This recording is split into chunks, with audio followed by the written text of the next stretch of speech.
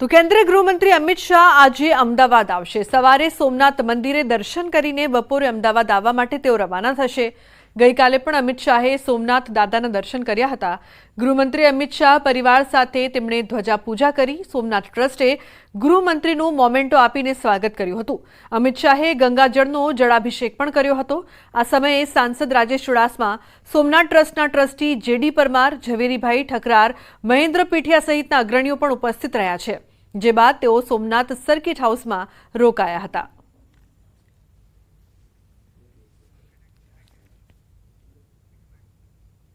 તો TRP game zone અગ્નિકાંડમાં મોટા ખુલાસા થયા છે। આરોપી અધિકારીઓને 13 દિવસના રિમાન્ડ પર મોકલવામાં આવ્યા છે। રાજકોટના ટીઆરપી ગેમ ઝોન અગ્નિકાંડમાં મોટા ખુલાસા થયા છે। ગેમ ઝોનનું બાંધકામ ગેરકાયદે હોવાનું અધિકારીઓ પહેલાથી જ જાણતા હોવાનો ખુલાસો થયો છે। એસઆઈટીએ કોર્ટમાં કરેલી રજૂઆત પ્રમાણે આ પહેલા પણ ગેમ ઝોનમાં આગ લાગી ચૂકી છે। 4 સપ્ટેમ્બર 2023ના રોજ પણ આગ લાગી હતી। તે સમયે ફાયર ઓફિસર રોહિત વિગોરા હાજર હતા। ઓફિસરને ખબર હતી કે એનઓસી અનિવાર્ય છે, તેમ છતાં ફાયર ઓફિસર તે સમયે કોઈ પગલાં ન લીધા। પહેલીવાર આગ લાગી ત્યારે યુવરાજસિંહ સોલંકી પણ સ્થળ પર હાજર હતો। આ મામલે કોર્ટમાં સ્પેશિયલ પબ્લિક પ્રોસિક્યુટર તુષાર ગોકાણીની દલીલ છે।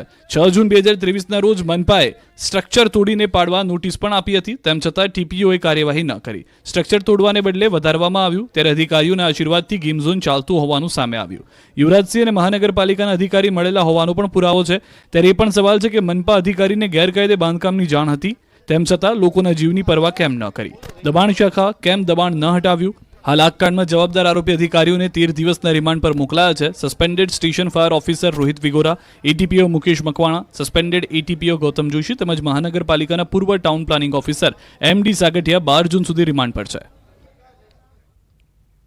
તો રાજકોટ અગ્નિકાંડમાં સૌથી મોટો ખુલાસો થયો છે। ટીપીઓ એમડી સાગઠિયાની અધધ મિલકત સામે આવી છે।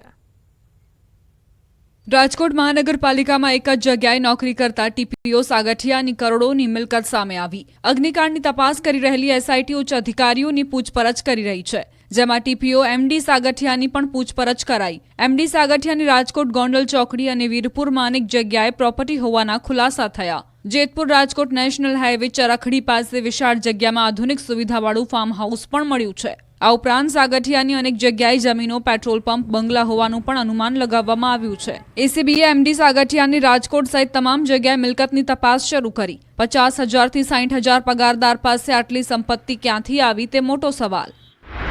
તો બીજી તરફ અગ્નિકાંડમાં સસ્પેન્ડેડ પીઆઈનું પણ નિવેદન લેવાયું। વીઆર પટેલનું નિવેદન નોંધીને તેમને મુક્ત કરાવાયા હતા। સાથે જ તત્કાલીન પીઆઈ જેવી ધોળા અને વીએસ વણઝારાની પણ પૂછપરછ કરાઈ। તપાસની આ કડીમાં રાજકોટ ગેમ ઝોનનો વધુ એક વિડીયો પણ સામે આવ્યો, જેમાં આગની દુર્ઘટના અગાઉનો ઘટનાક્રમ નજરે પડ્યો। વિડીયોમાં ગેમ ઝોનમાં વેલ્ડિંગની કામગીરી ચાલી રહી છે, જેમાં 3 લોકો કામ કરતા દેખાય છે। બાજુમાં જ ટાયરોનો જથ્થો પડ્યો છે। ફોર્મની શીટોનો જથ્થો પણ વિડીયોમાં નજરે પડ્યો। ત્યારે તપાસમાં આ વિડીયો એક મહત્વનો પુરાવો સાબિત થઈ શકે છે। અને મહત્વપૂર્ણ સમાચારની વાત કરીએ તો વડોદરામાં ફાયર સેફટી અંતર્ગત ધાર્મિક સ્થળો પર પણ તપાસ હાથ ધરાઈ છે, જેમાં અટલાદરા બીએપીએસ મંદિર, Waghodia road gurdwara, Sun Pharma road લાલ ચર્ચમાં તપાસ કરવામાં આવી।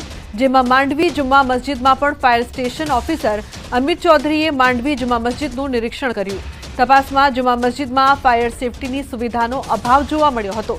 સેફટીના સંસાધનો તેમજ ઇમરજન્સી એક્ઝિટ છે કે કેમ તે બાબતે નિરીક્ષણ કરવામાં આવ્યું। તપાસમાં જુમ્મા મસ્જિદમાં ઇમરજન્સીમાં બહાર નીકળવાનો કોઈ દરવાજો દેખાયો નહોતો, જેના કારણે નોટિસ અપાઈ હતી। ફાયર સેફટી મામલે ધાર્મિક સ્થળને નોટિસની રાજ્યમાં આ પ્રથમ ઘટના છે।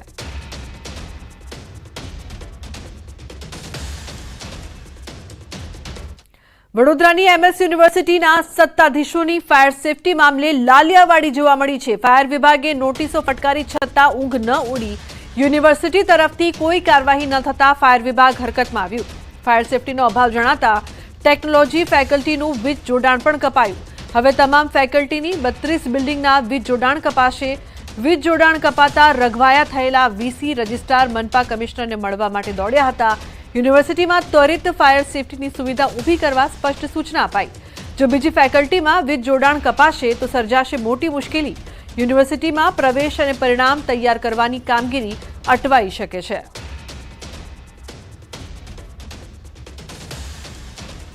રાજકોટ ગેમ ઝોન બાદ પ્રશાસન અચાનક એક્શનમાં આવી ગયું છે। ઠેર ઠેર ફાયર સેફટીની ચકાસણી કરવામાં આવી રહી છે ત્યારે ન્યૂઝ 18 ગુજરાતીની ટીમે અમદાવાદ ગ્રામ્યમાં આવેલા બાવળામાં ફાયરની સુવિધા અંગે રિયાલિટી ચેક કર્યું હતું. આ રિયાલિટી ચેકમાં સામે આવ્યું કે સ્થાનિક પ્રશાસન હજુ પણ ઘોર નિંદ્રામાં છે. મહત્વનું છે કે બાવળામાં અનેક કેમિકલ કંપની આવેલી છે, જેમાં આગ લાગી તો તે આગને બુઝાવવા કોઈ ફાયર સાધન કામ લાગે એવું નથી. ફાયર માટે જે વાહન બાવળા નગરપાલિકા પાસે છે તે વાહન વર્ષોથી વણ વપરાયેલી હાલતમાં જોવા મળ્યું. બાવળા નગરપાલિકાને આ ફાયર ફાઇટરની ગાડી 2019માં મળી હતી. ત્યારથી લઈને ફક્ત નામનો જ ઉપયોગ થાય તેવું જોવા મળી રહ્યું છે. સ્થાનિકો પણ ફાયર સુવિધાની માંગ કરી રહ્યા છે.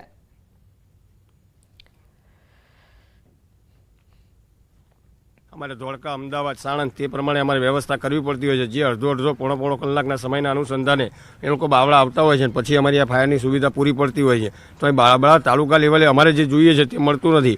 આ સિવાય આવું પણ નાનું ફાયર પણ અમારા બાવળા નગરપાલિકાની બાજુમાં ત્યાં પડેલ છે. તે પણ આનથી નાનું છે, તે કાણા પડી ગયા છે.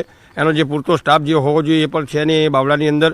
તો એનાથી આ સુવિધાથી અમે વંચિત રહી ગયા છે. તો આ લેવલે સરકારે કંઈક આગળની પરિસ્થિતિને ધારાધોરણ પ્રમાણે આગળ વધે અને અમને બાવળા તાલુકા લેવલે અમને કંઈક આપે, જેની અમે માંગણી કરી રહ્યા છીએ. ન્યૂઝ 18ની ટીમ જે છે તે બાવળા નગરપાલિકા વિસ્તારની ફાયરની સુવિધાની રિયાલિટી ચેક કરવા માટે પહોંચ્યું છે, પરંતુ અહીંયા ફાયરના પણ દર્દનાક દ્રશ્યો જે છે તે જોવા મળી રહ્યા છે. આ ફાયર આગ બુઝાવવા માટેનું વાહન છે, પરંતુ દ્રશ્યો તમારી સામે જ છે. આ દ્રશ્ય જોતાં જ તમને ખબર પડે કે આની સિચ્યુએશન કેવી છે. એક પણ લાઇટ નથી. જે ફાયરની જે ગાડીઓ જે છે તે કાટ ખાઈ ચૂકી છે, તૂટી જાય તે પ્રકારની સ્થિતિની અંદર જોવા મળી રહી છે. એટલે કે આગ લાગે તો આ વાહન ફક્ત ને ફક્ત શોભાના ગાંઠિયા સમાન હોય તે પ્રકારે લાગી રહ્યું છે. એના ટાયર તમે જુઓ તો ટાયર પણ સાવ ખવાઈ ગયા હોય તે પ્રકારના દ્રશ્યો જે છે તે જોવા મળી રહ્યા છે. સાથે સાથે તમામ પ્રકારની જે સુવિધા જે છે તે ફક્ત ને ફક્ત વણ વપરાયેલી હોય, જ્યારથી હોય તે પ્રકારની સિચ્યુએશન જે છે તે જોવા મળી રહી છે. એટલે કે ન તો આ ફાયરની વાહનની અંદર કોઈ પણ પ્રકારની વ્યવસ્થા જે છે તે જળવાયેલી છે કે ન તો કોઈ પણ પ્રકારની સુવિધા હોય તે પ્રકારના દ્રશ્યો જે છે તે જોવા મળી રહ્યા છે. કાટ ખાઈ ગયું છે, વણ વપરાયેલું વર્ષોથી પડ્યું છે. અહીંના સ્થાનિક લોકોનું આ પ્રમાણેનું કહેવું છે. આ પ્રકારના દ્રશ્યો જે છે તે જોવા મળી રહ્યા છે કે જ્યાં ફાયરના વ્યક્તિઓ આવે, ફાયર માટેની કામગીરી કરે તો પણ કેવી રીતે કરે તે પ્રકારની સિચ્યુએશન હાલ તો આ ફાયરના વાહન થકી જોવા મળી રહી છે. અહીંયા છાસવારે આગના બનાવો બને છે, પરંતુ અહીંયા બહારથી એ ફાયરના વાહનો મંગાવવા પડે છે અને બહારથી ફાયર જે છે તે કંટ્રોલ કરવા માટેની કવાયત હાથ ધરવી પડે છે. આ ફક્ત ને ફક્ત આ પ્રકારનું વાહન જે છે તે જોવા મળી રહ્યું છે. ન તો અહીંયાથી પાણી નીકળી શકે તે પ્રકારની વ્યવસ્થા છે. તમામ જે ઇક્વિપમેન્ટ જે છે તે કાટ ખાઈ ચૂક્યા છે. વર્ષોથી આ જે સાધન જે છે તે અહીંયા જોવા મળી રહ્યું છે. જો કે અહીંયા જે પ્લેટ લાગેલી છે તે પ્લેટમાં પણ કંઈ પણ જોવા ન મળે તે પ્રકારની સિચ્યુએશન જે છે તે પણ જોવા મળી રહી છે. 2009ની અંદર આ ઇન્ફ્રાસ્ટ્રક્ચર આવ્યું છે અને ત્યારબાદ વણ વપરાયેલી હાલતમાં પડ્યું હોય તે પ્રકારની દ્રશ્યો જે છે તે જોવા મળી રહ્યા છે. આ ફાયર છે, આ ફાયરની સુવિધા છે.